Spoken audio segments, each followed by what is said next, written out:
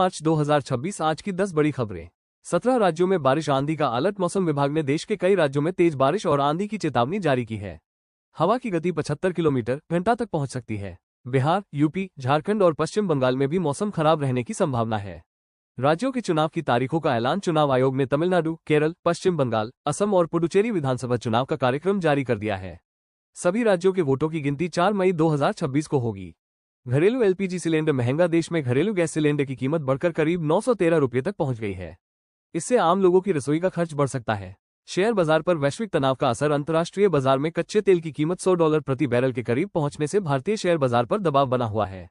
निवेशक वैश्विक हालात पर नजर रख रहे हैं। भारत मध्य पूर्व उड़ानों में बदलाव। मध्य पूर्व में तनाव के कारण एयरलाइंस को उड़ानों का रास्ता बदलना पड़ रहा है। यात्रियों को फ्लाइट स्टेटस पहले से चेक करने की सलाह दी गई है। राज्यसभा चुनाव की प्रक्रिया शुरू। आज कई राज्यों में राज्यसभा की सीटों के लिए चुनाव प्रक्रिया चल रही है और कई उम्मीदवार निर्विरोध भी चुने गए हैं। पेट्रोल डीजल के दाम स्थिर। आज देश में पेट्रोल और डीजल की कीमतों में कोई बदलाव नहीं किया गया है। दिल्ली में पेट्रोल लगभग 94 रुपये और 77 पैसे और डीजल 87 रुपये और 67 पैसे प्रति लीटर है। भारत की ऊर्जा सुरक्षा पर सरकार का बयान। सरकार ने कहा है कि भारत ने तेल आपूर्ति के कई स्रोत विकसित कर लिए हैं, इसलिए वैश्विक संकट की स्थिति में भी देश की ऊर्जा सुरक्षा मजबूत है। खाड़ी क्षेत्र में जहाज पर हमला। भारतीय टैंकर सुरक्षित। यूएई के एक बंदरगाह के पास हमले की घटना सामने आई, लेकिन भारतीय तेल टैंकर सुरक्षित निकल गया। आईपीएल 2026 से पहले टीमों की तैयारी। आईपीएल 2026 से पहले टीमों ने अपनी रणनीति पर काम शुरू कर दिया है और खिलाड़ियों की फॉर्म पर चर्चा तेज हो गई है।